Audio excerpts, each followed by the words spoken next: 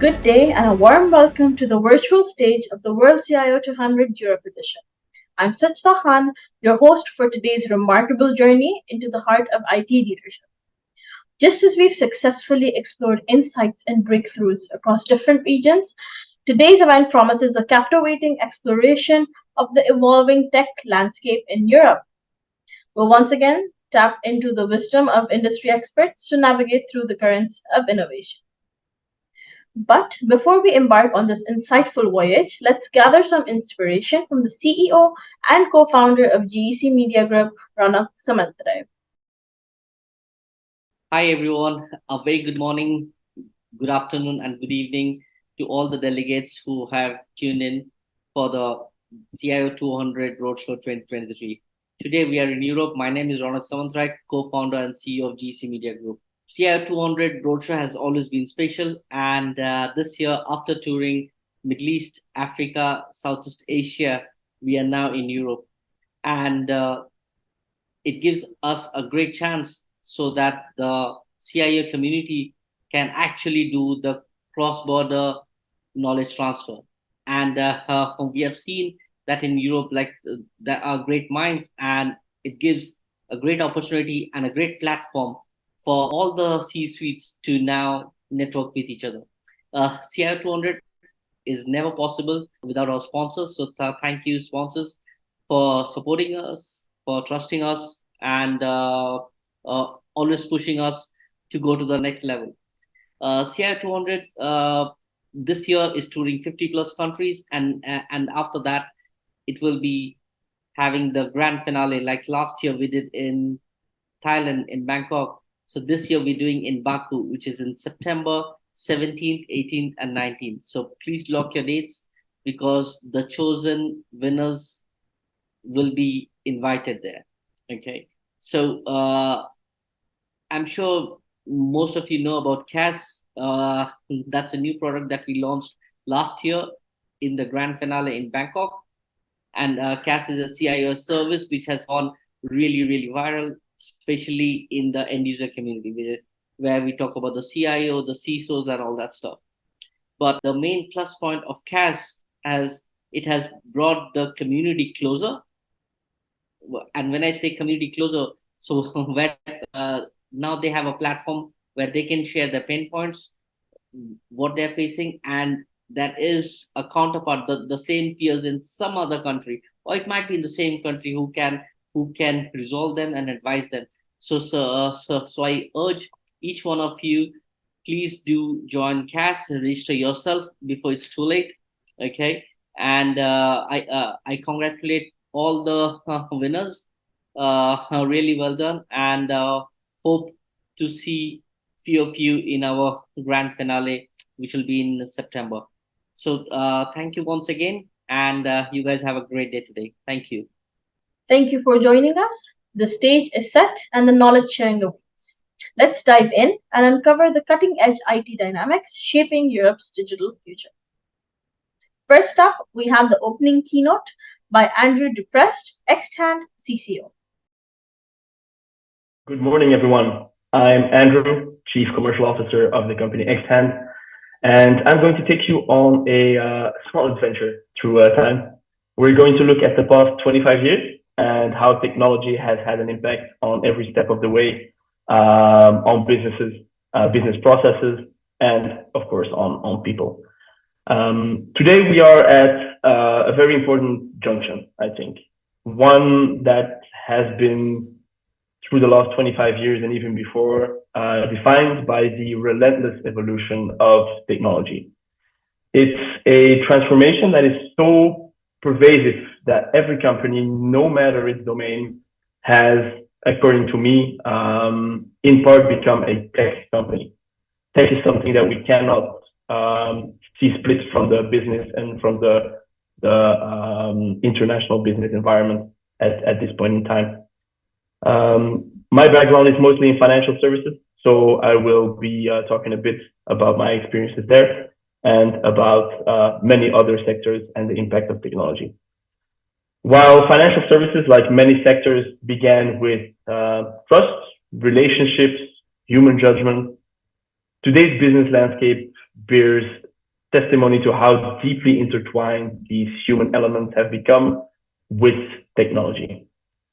From the very definition of trust being revolutionized by technologies like blockchain and blockchain ledgers to the immersive experiences provided by, on one side, virtual reality, on the other side, augmented reality.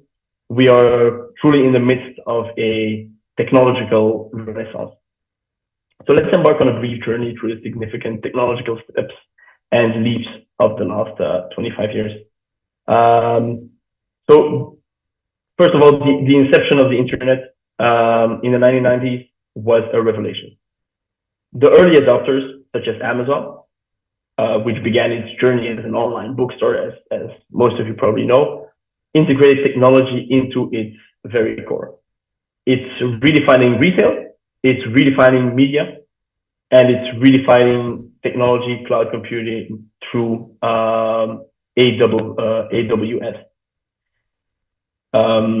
We can see that Amazon has become more of a tech company, extending its use cases into many different worlds, and not only helping the traditional e-commerce and online commerce, which they've always had, but helping tech companies optimize and improve their own tech processes through their cloud technology, through these other technologies that they've integrated in Amazon Web Services.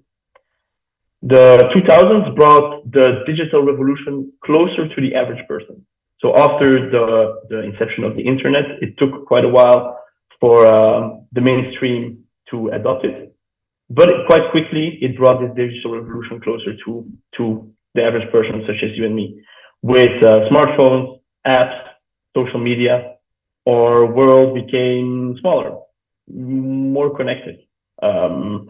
It was easier to do a business meeting with someone who was at the other side of the world. Even now, looking back at what happened in 2020 with COVID, it's been a blessing to be able to connect and share information and do business with people across the whole world with one click of a button. In the past, I would have to have taken a flight to anywhere else in the world to be able to meet someone, and this barrier has now been broken. Facebook and the rise of social media, initially simple networking websites that were created to network on school premises and on college premises, now have an unparalleled impact on global communication, on global commerce, and even on global politics. And after the 2000s came the 2010s, the age of immersion. So in the 2010s came the introduction of technologies such as augmented reality, virtual reality. They transformed from mere science fiction to tangible, usable business tools. A small anecdote was my own first interaction with augmented reality was at a convention called Gamescom in 2014. There was an aviation company that had created their own software for artificial reality glasses, augmented reality glasses, to project their airplane. So I put on these glasses, they clicked a couple of buttons, and right in front of me, an airplane appeared. I could walk around this airplane, I could zoom in on the details to inspect it. And this was actual technology that they were using in business meetings to show off their products, show off their new planes, show off the little pieces. You could have like a 3D view of every single piece of the plane. And this was an actual use case of AR for their company. Then, of course, we saw the launch of Pokemon Go in 2016, which showcased the potential of augmented reality to merge the digital and the physical world, turning cities into playgrounds and everyday users into enthusiastic gamers, using the phone as a sort of gateway into an alternate world where people could interact with each other in different ways and interact with the company and the business, bringing out these apps in a radically different way than they did in the past. But AR obviously is not just for gaming. We've seen more and more companies really use this in their sales strategy. So let's take IKEA, for instance.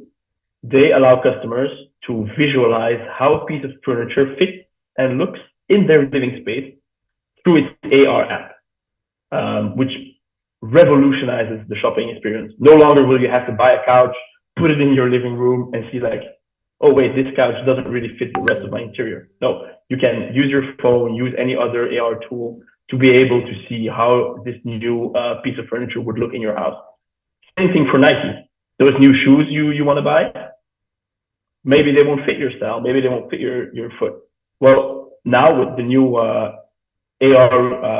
technology of Nike, you can test the shoe on your foot, see how it looks, and you'll have an idea if it's something that fits your style or not.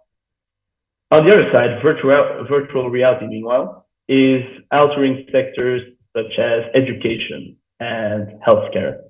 We've seen companies like Oculus, which is now part of Meta, with products like the Oculus Quest that are making VR more accessible, letting students take virtual field trips to the old Egypt to learn more about the history of our world.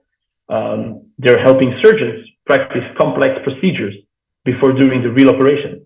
There is even a Belgian company that has a VR training program for military personnel, in which they can do interventions and act like they're doing an intervention under specific circumstances.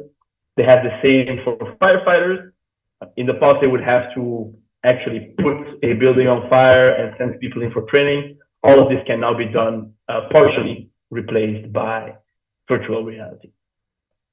And more recently, the Apple Vision Pro that was showcased shows how a user can interact with multiple digital environments in a virtual reality world to enhance and build upon the work environment and the work dynamic. After the age of immersion, I think we've now come into a new frontier for technology, which is the AI frontier, which has been blowing up the whole world in the past months. And if AR and VR are about changing how we perceive our world, artificial intelligence is about reshaping that very mechanism of perception. AI is no longer a futuristic concept like we've seen in movies in the past. It's been integrated into our daily lives. And some of the first uses of AI that were really commercialized are coming from some of the biggest companies in the world, like Tesla. Apart from revolutionizing the electric car industry, they've used these AI tools, this AI technology, machine learning, for the self-driving features that it's known for.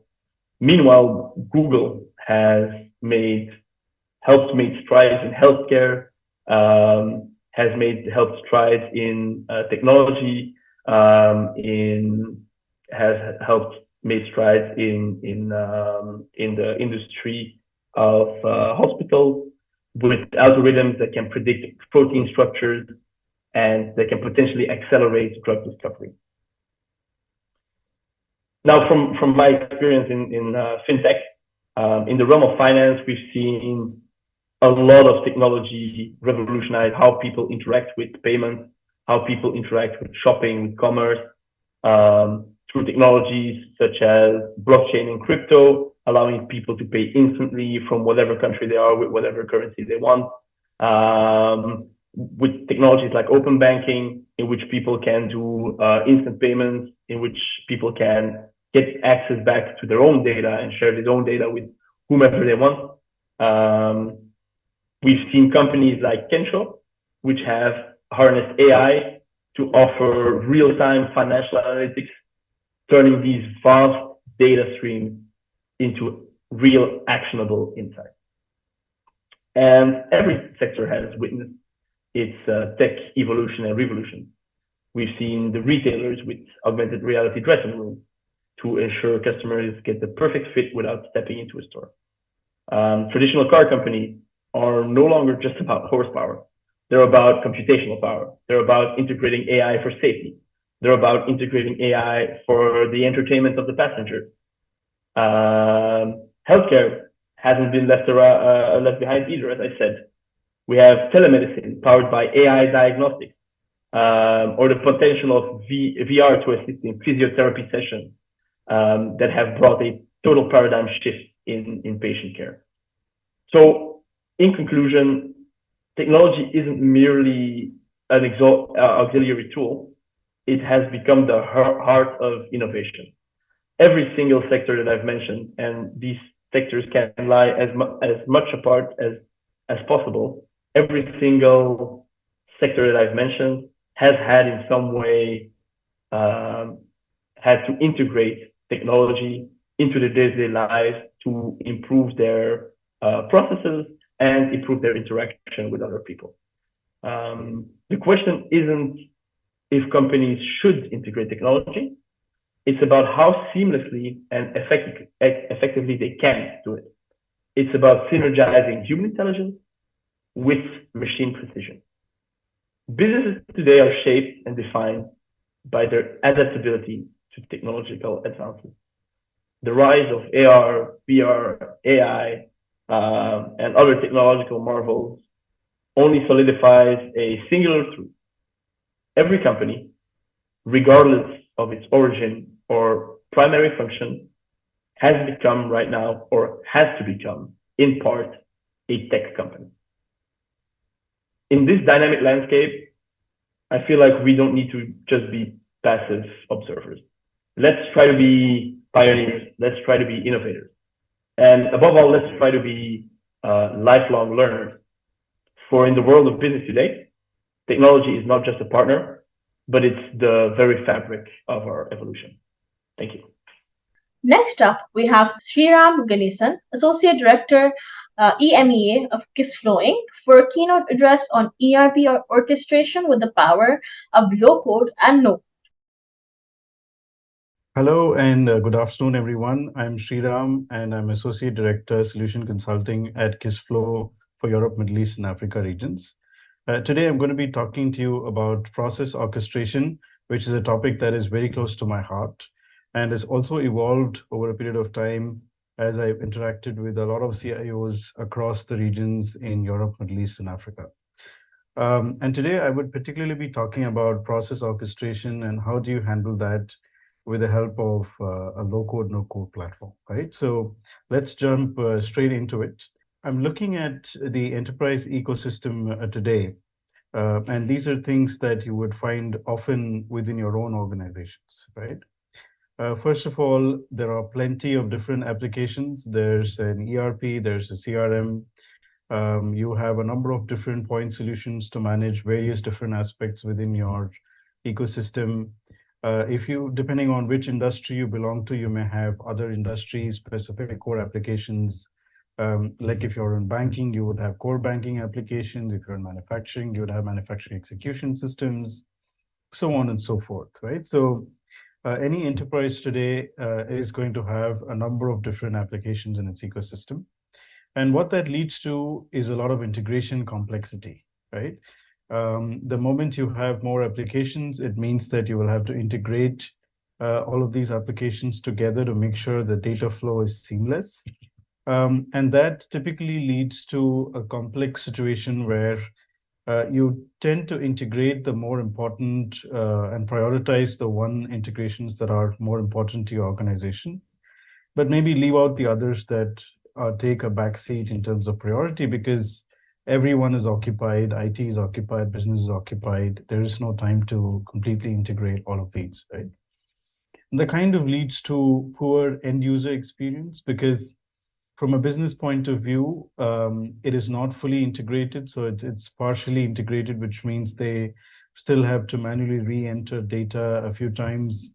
They're looking at various different systems to perform their tasks. So for example, if I am a manager to approve quotations, I'm looking at one system to review orders, I'm looking at another system to review invoices, I'm looking at another system. So it leads to not so good experience for your end users, right? Your business users. And that kind of pushes the whole cycle into a lower adoption spectrum, because once the users are not comfortable, they're going to go back to using manual systems, emails, exchanging Excel sheets, Google spreadsheets, and so on, right? And that kind of pushes our IT leaders and digital transformation leaders in the organization to look at what can we do to improve the situation, and maybe look at getting some other applications to resolve these problems. So this kind of ends in an endless vicious cycle where you have more applications, and that kind of leads to integration complexity, poor experience for users, and then lower adoption that in terms leads to plenty of applications again. In order for us to kind of get over this as a problem, we predominantly have to look at two major areas to resolve, right? So one is how can we effectively create these different processes that keep coming up within our ecosystem, because all of these processes may not necessarily fit into the different systems that we have, right? So there may be several processes that may fall within the purview of finance, but may not be part of the ERP, right? Similarly, there may be several other processes within the purview of customer relationship, but may not be catered to within your existing CRM, right? So the first challenge to be addressed is how do you easily manage all these new processes that keep cropping up every day, right? And if you try to manage these processes within your standard applications, then that becomes extremely time consuming. And by the time you automate these processes on your standard applications, the processes would have changed, or the process that you built in these standard applications are probably not relevant anymore. And also what happens many times is that when we look at automating these existing manual processes, we look at stopgap solutions like RPA.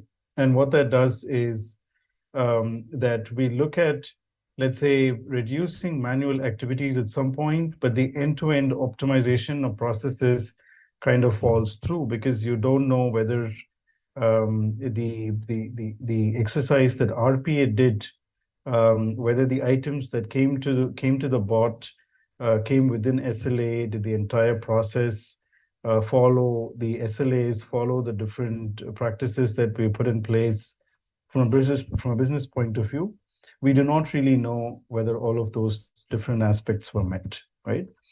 And that is exactly why process automation becomes extremely complicated when it comes to the entire process orchestration paradigm.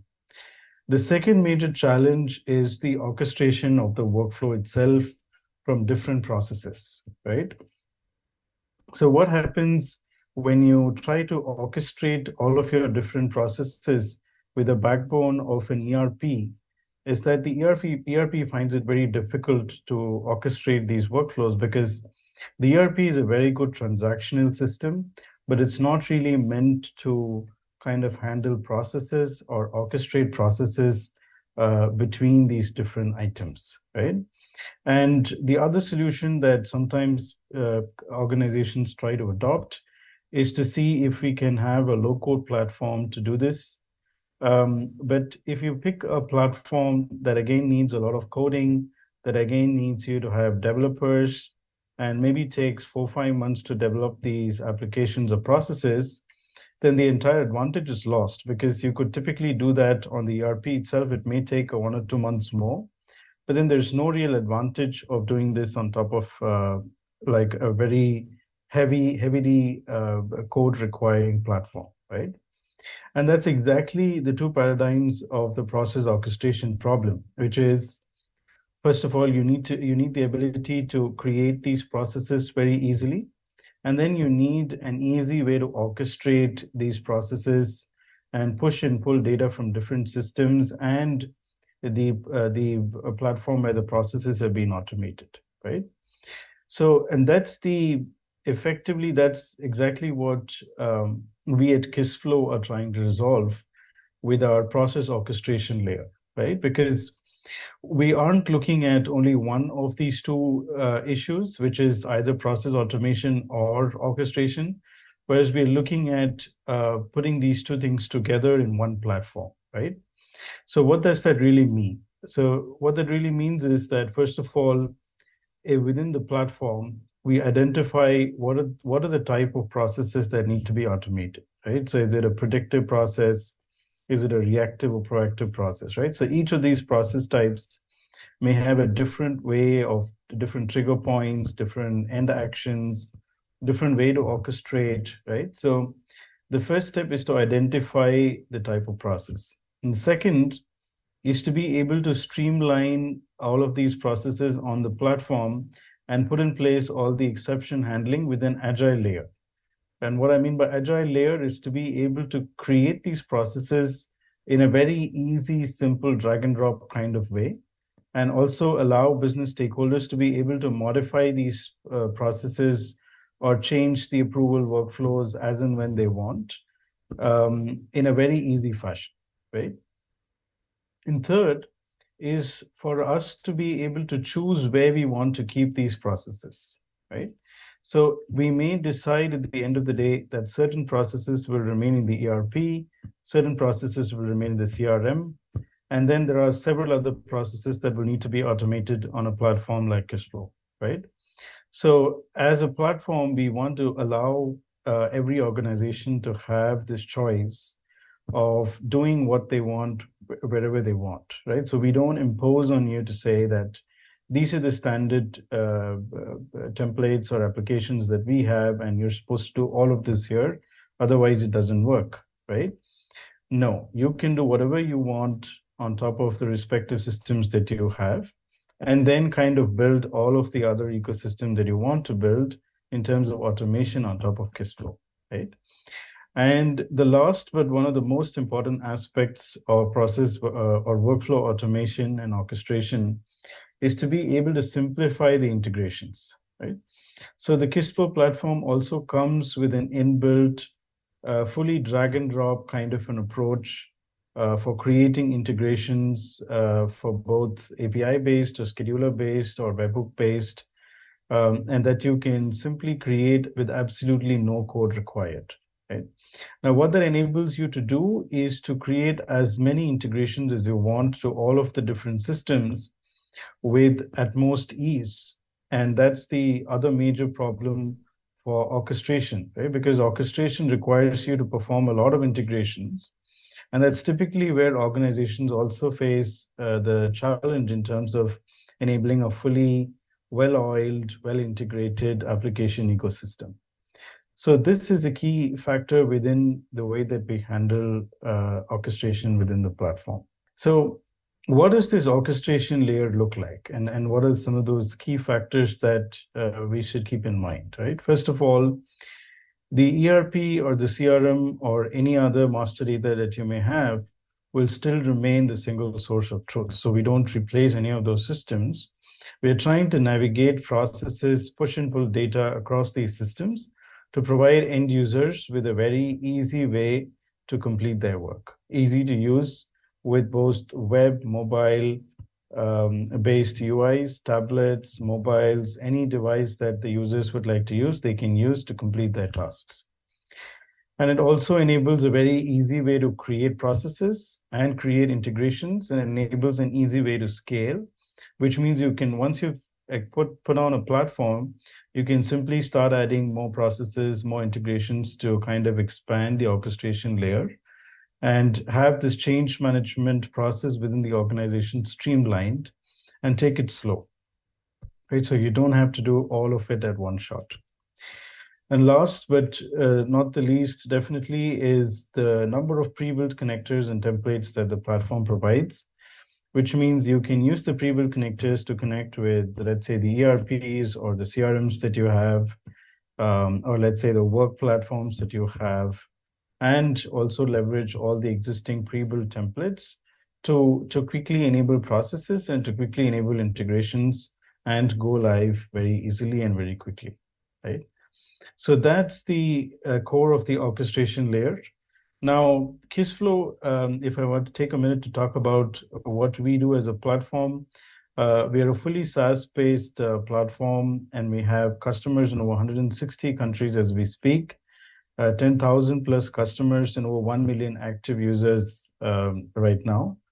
And we have several, enterprise customers, several Fortune 500, Fortune 1000 customers that are part of our customer base. And you can see that the list is spreads across regions, industries, and verticals. And that's typically because the ease with which the platform can kind of adapt to any kind of applications and processes that you want to build on top of it, right? If I talk about Europe, there are some really well-known names in this region that are using KissFlow for a number of different core applications for process orchestration and for citizen development, right? So these are some of our well-known customers in Europe, and the list is expanding as we know, right? Now, I'd like to specifically touch upon one case study or one of our well-known customers, McDermott. Again, McDermott operates on KissFlow in over 25 different countries, 10,000 plus users, and they've automated over 450 plus processes on KissFlow. And many of those processes are integration touch points with SAP, PeopleSoft, Office 365 for work-related aspects. And many of these have triggers and actions, right? So it's a full-fledged orchestration kind of a paradigm that is running on top of KissFlow. And effectively, this is not being created, mind you, within, let's say, 3 months or 4 months, but this is being created over a period of time, right? And that's the beauty of the platform, because it allows you to scale as you would like to expand on it, right? So if you look at the timelines, from 2016 to 2019 to 2020, they were able to expand to over 200 plus processes, and now there are over 450 processes. So expansion and scaling on KissFlow is never going to be a challenge, be it in terms of number of users or in terms of use cases or in terms of integrations, right? And most of this expansion has happened within internally by the customer, right? So they haven't really used any partners, or they haven't really come back to us every time that they wanted to build an integration or build a process, right? After the initial implementation and onboarding and training and handover, all of this expansion has been carried out by them completely within, right? So they've all done this through using their internal teams only, and that's a big success of the platform, because one of the key aspects that we'd like to see in our customers is to become independent, to become self-sufficient in terms of their automation or digital transformation journeys. So that's pretty much what I wanted to speak to you today. If you are interested in workflow automation or any other low-code, no-code related applications, BPM or process building, please reach out to us. Our contacts would be available with the GEC, our sponsors in this event, and please reach out to us. Have a great day, and thank you so much.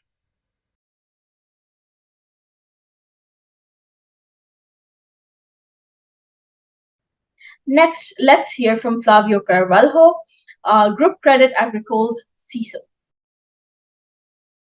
Good morning, everyone.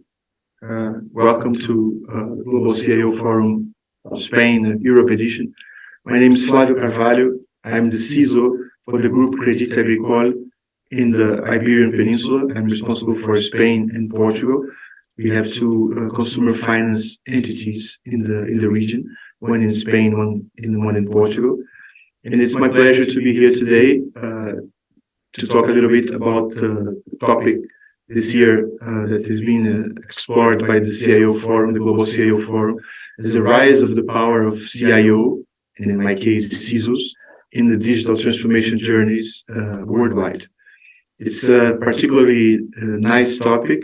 I've been working in the field as CISO in Brazil, in the United States, and now since some years in Europe. So I've been seeing the trend since the beginning, and especially with the acceleration that COVID has caused.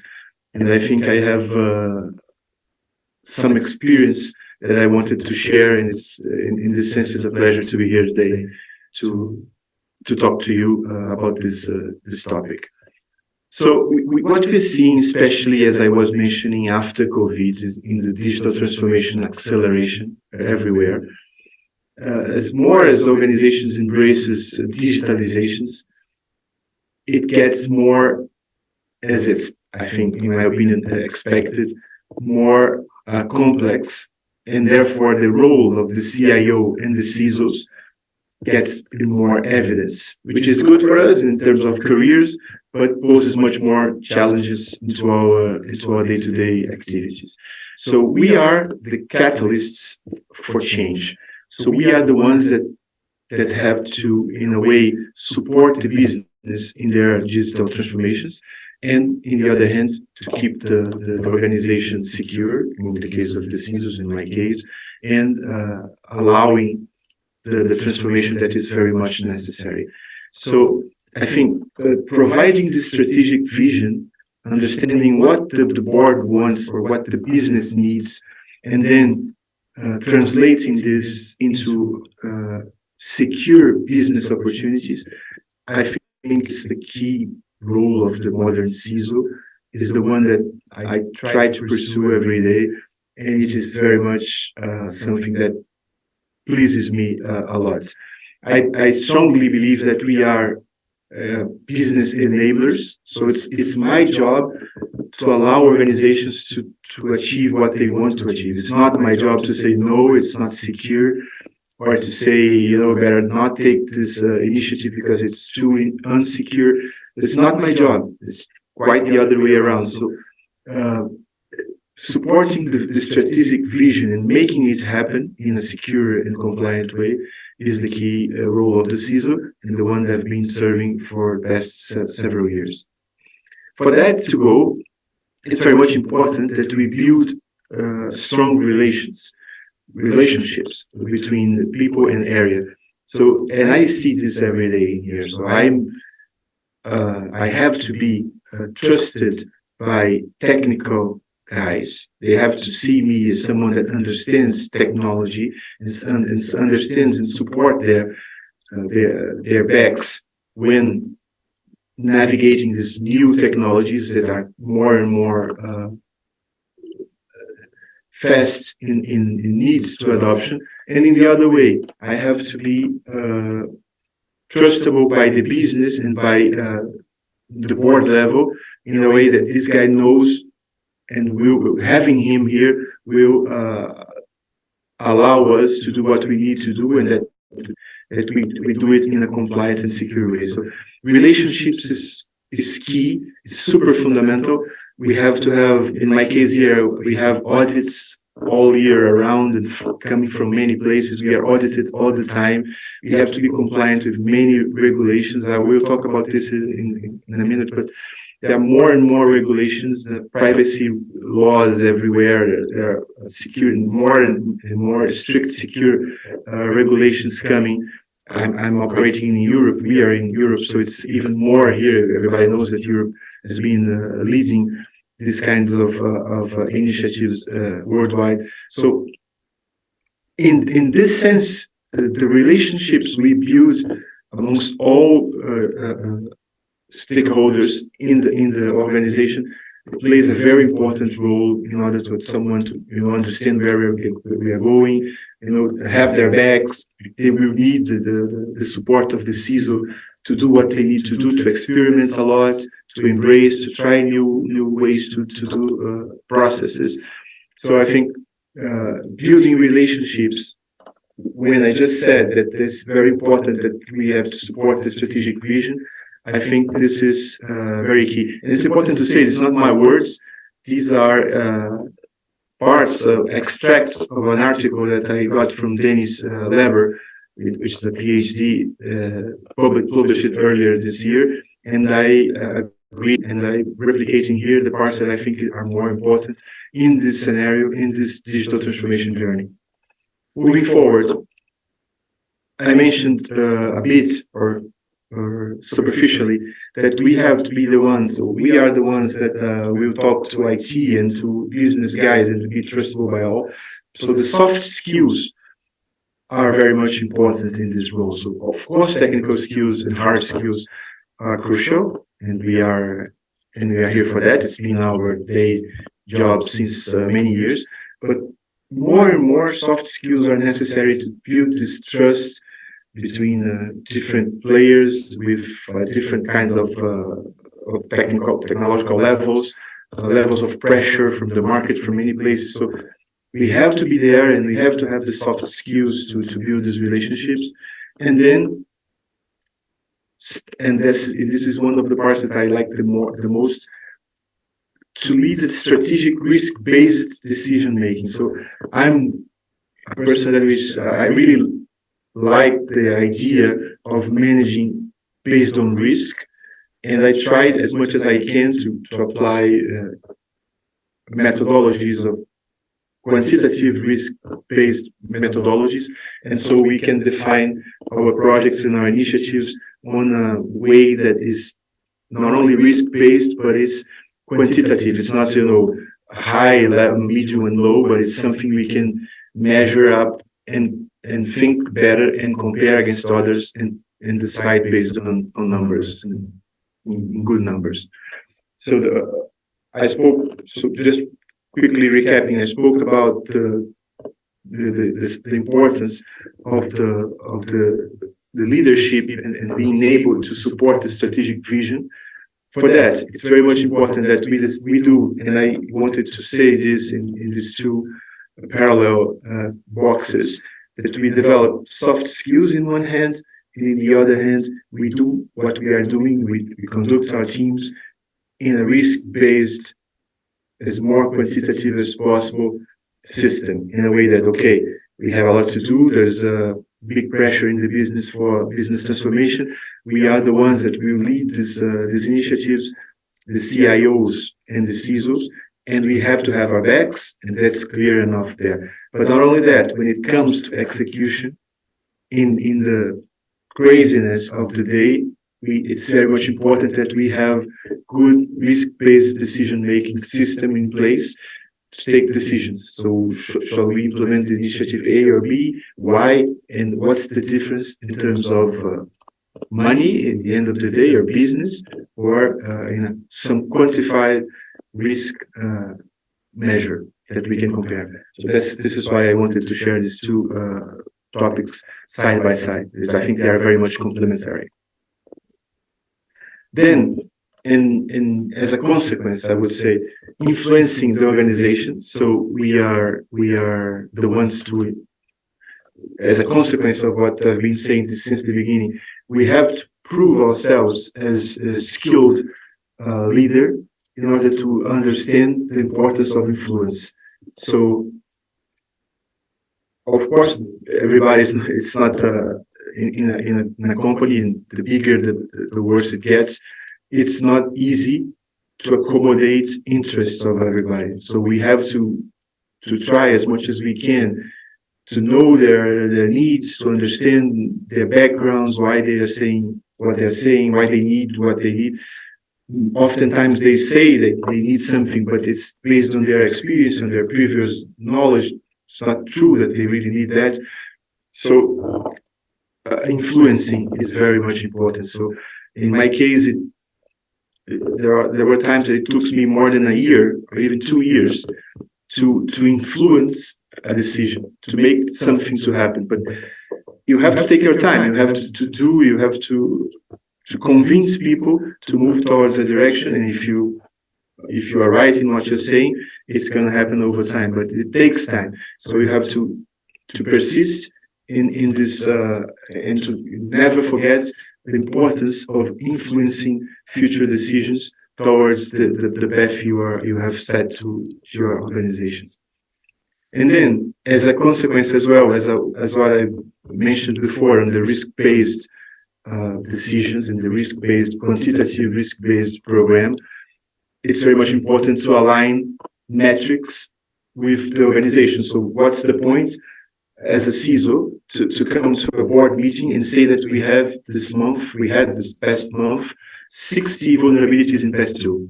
So what? They don't care a lot for this. So or 50 or 100. So the metrics for cybersecurity should be as much as close as the business as possible, and let's forget the pure technological metrics or the pure security metrics. They are important as well, of course, and I use these metrics with my team. So to me, in my team members' meetings, it matters if we have one vulnerability in past two or 5 or 50, because we understand it. But in what we take to the board or above, it is not a lot. So it's risk-based in the end of the day. So for the CEO, if it's 2 or 3 or 500, what? So what? So we have to be able to translate the metrics. So in my case, I try to have metrics with the team, and metrics that goes for IT and for security teams, and different ones for the board and for the companies. They relate to each other, of course, but they're not the same. And it's very much important that we have the ability to establish different metrics in the program, so we can measure and we can show what we're doing in a more structured way that brings us more trust in the end of the day. That's what matters the most. Then I wanted to bring some numbers that I got from Gartner. It's funny because these numbers were generated last year, so it measures 2023 in the future. It treats 2023 in the future, and we are in 2023. But it's like I was saying in the beginning, privacy laws are covering 75% of world's population or more. It's going to be more and more. It's natural. It's a natural evolution, starting by GDPR back in 2018, and moving forward to all others. And then the quick change on network architecture towards zero trust network accesses, firewall as a services, multi-cloud, hybrid clouds. So it's changing fast. And being in my case here, I know I am in the tail of the change, because we are banks in Europe, so we are big and we are slow in our ability to change, but it's unavoidable. So it's going to happen everywhere. Has happened a lot in the United States, for example. It's much more evolved than here, but it's going to be. So there's a lot of pressure coming from regulations. We have DORA here in Europe that is now putting a pressure under our ability to measure cybersecurity risk of third parties, for example, and the way.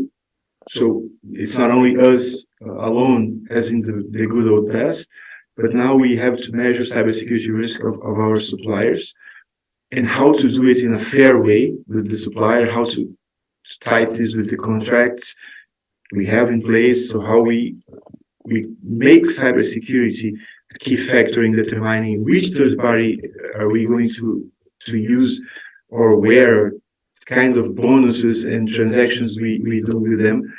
It's very much important, and it's a trend we are doing here as well. And then cybersecurity committee. So I myself have one here monthly. Iberian Cybersecurity Committee with boards of both institutions. And it's interesting because it's a single committee for 2 countries and for 2 CEOs, for example, 2 board of directors. And they compare to each other, of course, right? So, and they compare to each other in terms of cybersecurity, which is for me excellent, because the more they compete against each other, the better. So they don't want to be the country which is more insecure than the other. So for me, it's good to be this way, but I think this is also a trend. So cybersecurity committees being able to go to the boards and to compare against other in our industries like us. So I think it's another trend coming down the road, which is important that we take this lead in digital transformation. So what this also say, I've been saying before, our role as CIOs, CISOs in digital transformation to influence the others in the one hand, to establish trust with all the stakeholders, and then in this slide I wanted to show what are the trends in technical terms. So we are seeing lots of, as always, right, at any point in time, in always many changes, but they accelerate over time. And then we have this role with the CIOs, and back to back, in my opinion, is a very much back to back job, CIOs, CISOs, of supporting the digital transformation and allowing all these changes to happen in a secure way for our organizations. In conclusion, I was saying in the beginning, CISO roles extended far beyond safeguarding information assets. So long ago were the days where the CISOs were this weird guy, only super techie guy that only took care of security aspects of software development or infrastructure. These days are gone. So I think in working together with the CIO, and the more independent the roles are, so the CIO independent from the CISO, and vice versa, so in the CISO independent from the CIO. In my case here, I am both me and the CIO, we report to deputy CEO. Therefore, we are independent to each other, which I think is best configuration. But these are roles that work together to catalyze organization growth and success into this digital transformation. But this is just thinking, and it's just a quick talk of a much broader discussion we will have together in Baku next month. So I invite you all to be there, and we see each other and we discuss these topics in a much better and deeper way, and more pleasant as well, together. So thank you very much, and it was a pleasure to be here today with you. Now we have a short message by Jayakumar Mohanachandran, Chief Research Officer of CAS. Hello friends, today I'm here to introduce you RAS, which is nothing other than Research as a Service. So I'm sure that you are all very familiar with CAS, which is CIO as a Service, and we were all very excited to be a part of that. So RAS is nothing other than research division of CAS, and what it does is we create content which is fueled by experts for the experts. So how we work, we have various different models. We work directly with end customers. We work with partners to find out what their end customers really need out of any particular product or service. We also work with major principals to analyze their market sentiments, the go-to-market strategy, feedback about any of the product or services, so on and so forth. And how it differentiates, it's because you and me are a part of that. We are the ones who will be driving this research rather than any generic crowd who will be doing or who will be a part of this research. So basically, there will be vertical heads. We'll have CIOs or technology leaders who is ranging from every single industry that we talk about. And we'll have project managers who will be coordinating these researches based on the requirements. And we'll have analysts who will be writing the white papers, preparing and collecting the data points and preparing the outputs and the reports based on the research, what we do. So that's something which is very, very exciting. And we look forward to have a complete experimental and simulated data collection model by using automated tools and processes by which our data collection will happen across different levels of the industry. We offer complementary support for all our customers who come to RAS, and there will be a single point of contact for all the research or market strategies. We have a very focused approach. We have special interest groups that focused on each industry, and basically to ensure that the content what we create will be more precise. We also have a well-architected framework by which the industry standard research contents are created based on the customer needs that helps for immediate consumption. So that's it all about RAS. My dear friends, here we go, and welcome you all to RAS. Thank you so much. Our next keynote speaker is Badr Busabat, international speaker and advisory board member for the International Group of Artificial Intelligence. Hello, everyone. I'm so glad to be among you. Thank you very much for this kind invitation to the World CIO Summit. Um, this event is very interesting because it highlights very innovative companies, but also really important insights. So I'm very glad and very honored to be with you today. So the subject of my keynote of today is about artificial intelligence and technology in companies for a better future, for a bright future. But more concretely, we need to understand that artificial intelligence is a systemic tool. Artificial intelligence is a systemic tool because it's going to impact all departments. So it means that we need new strategy, a new strategy that's going to incentivize the employees to better collaborate.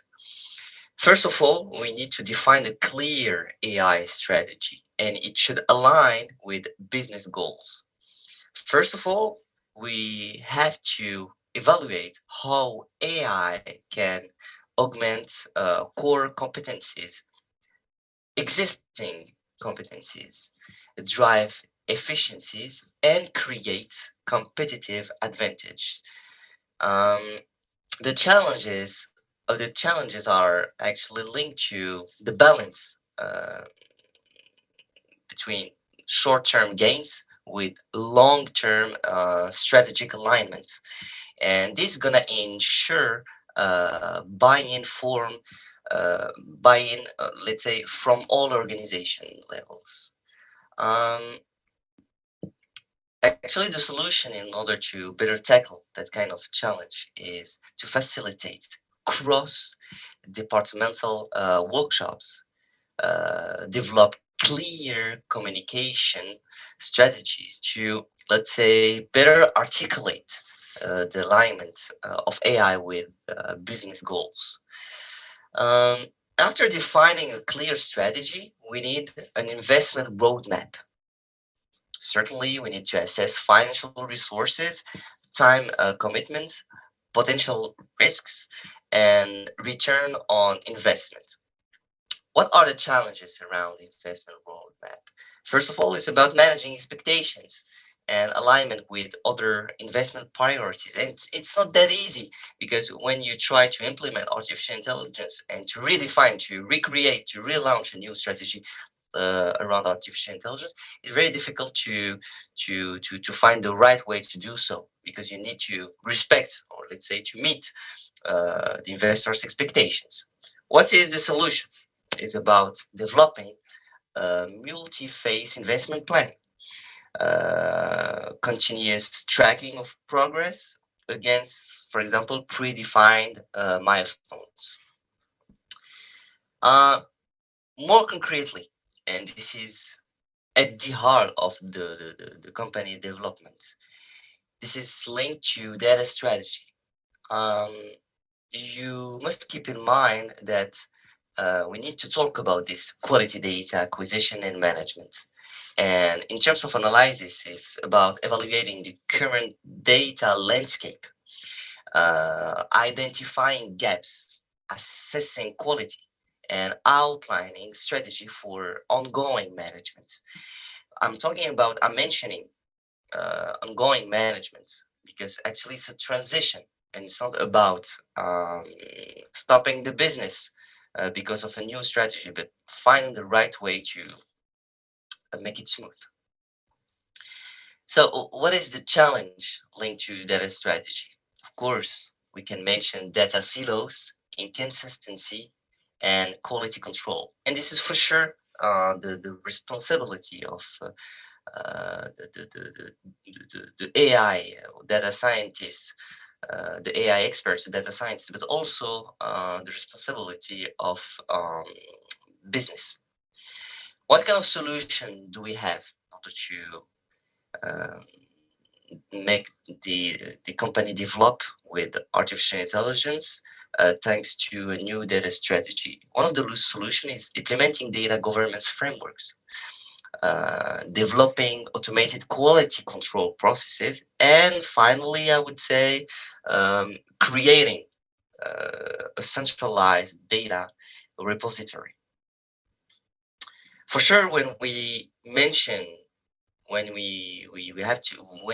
data strategy and AI development, certainly we need to talk about compliance and ethics. And compliance and ethics are also at the heart of the development of any company. And for sure, any CTO or CIO uh, must keep in mind that this aspect is sometimes underestimated, but it should be at the heart of the new strategy.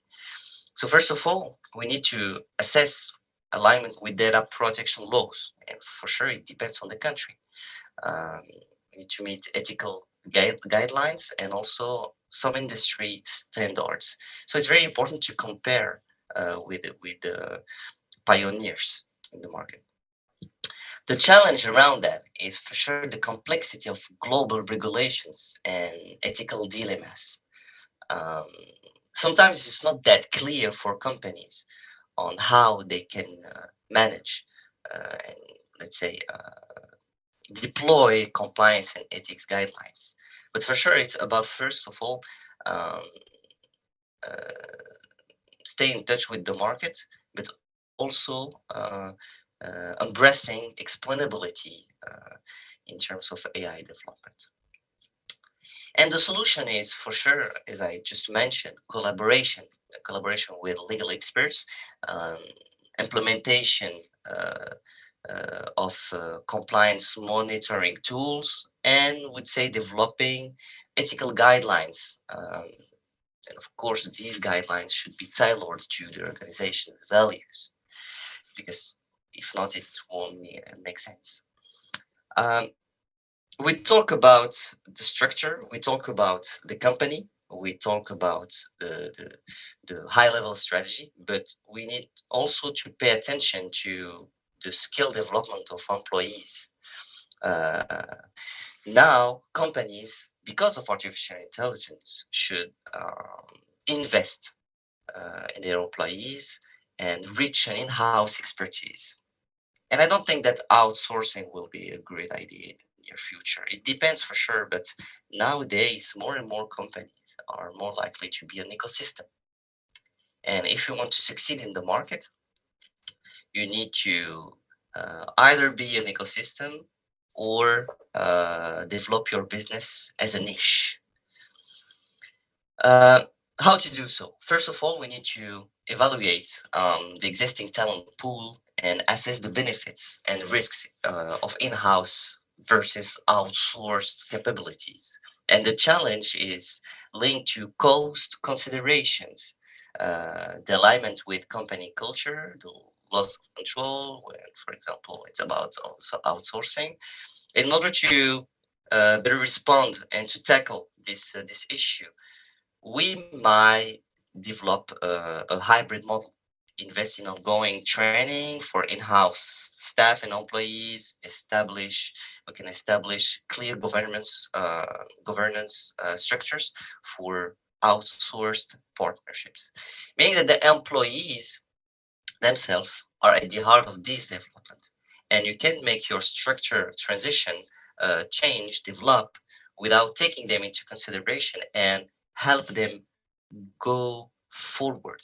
Uh, because these companies can't grow without the employee supports. And for sure, it's about uh, offering them the opportunity to train, to learn, and to better understand the strategy.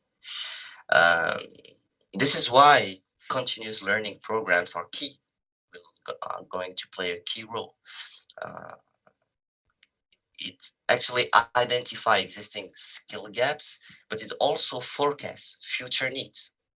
And this is the best way to make company better understand what the level of employees is. But the challenge is about keeping up with rapid technological changes and incentivizing continuous learning. That's not easy at all, for sure. And in my point of view, this is why, as a solution, we need to develop a tailored learning pathways and provide incentives, let's say, for skill development. This depends on the company. Let's zoom out and talk about the tools in general companies need to use in order to better, let's say, develop in the near future, because it's also important to choose to select the right tools and platforms. And to do so, we need to assess the technical requirements, including compatibility with existing systems, scalability, support, and community. The challenge is pretty much linked to the vendor lock-in risks, analysis paralysis due to bunch numerous options. Solution is to conduct thorough vendor assessments and create a flexible procurement strategy. We may also consider open source alternatives. In my point of view, the cloud systems will play a big role. They are actually currently playing a big role already, a major role, but it's going to be more and more important in the coming years. When you change the whole structure, you need to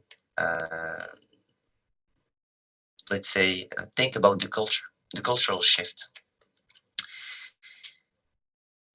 In order to do so, assessing organizational readiness for change and identifying potential resistance points will be the two action to launch within the company.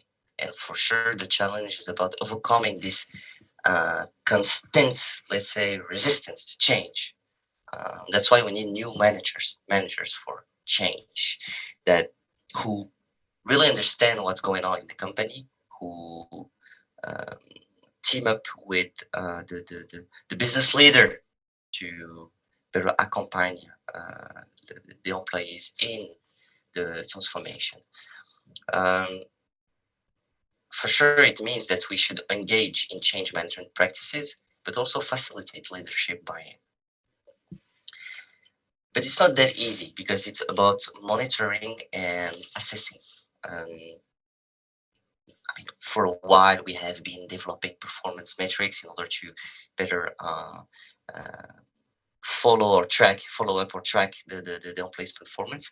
I think it's going to be way more different in the near future, because it's not going to be based on KPIs, but more about the way we help employees to grow within the company.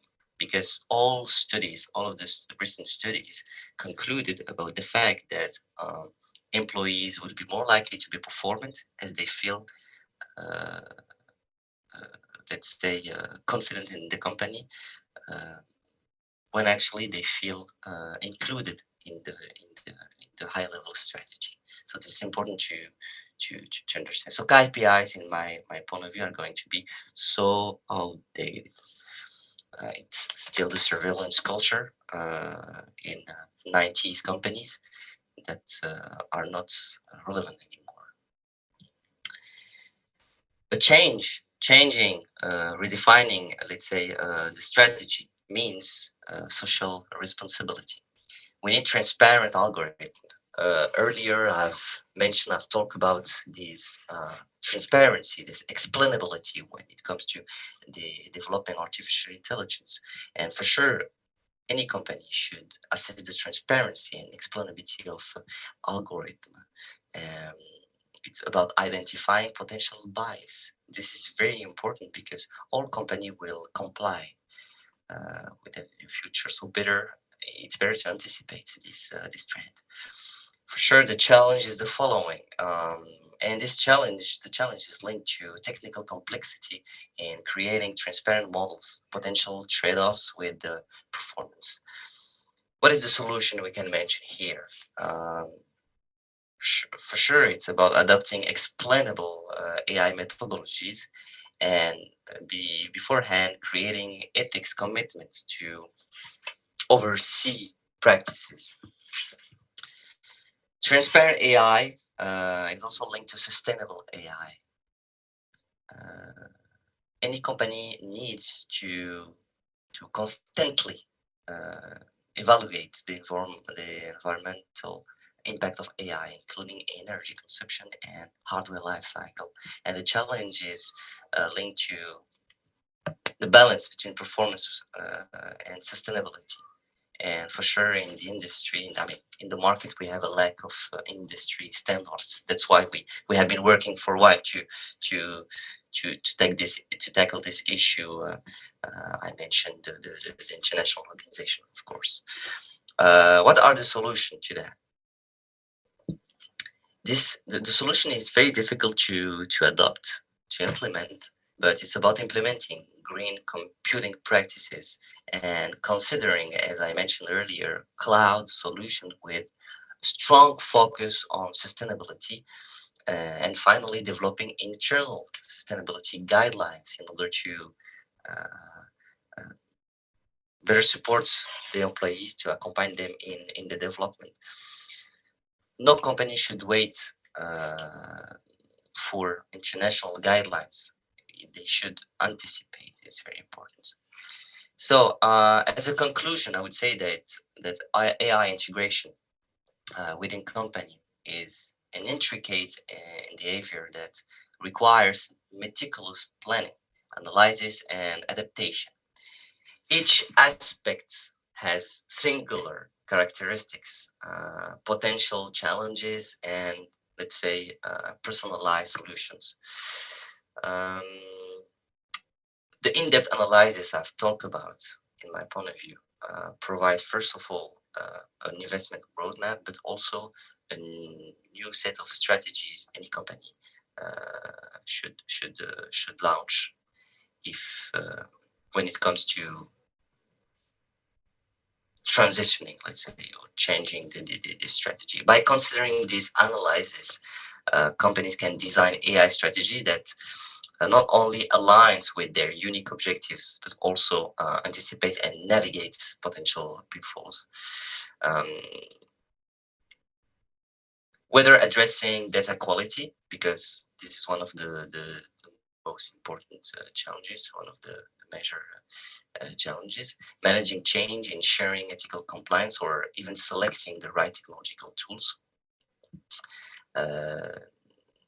AI is definitely the way to better transform a company. And in a rapidly evolving technological landscape, I would say these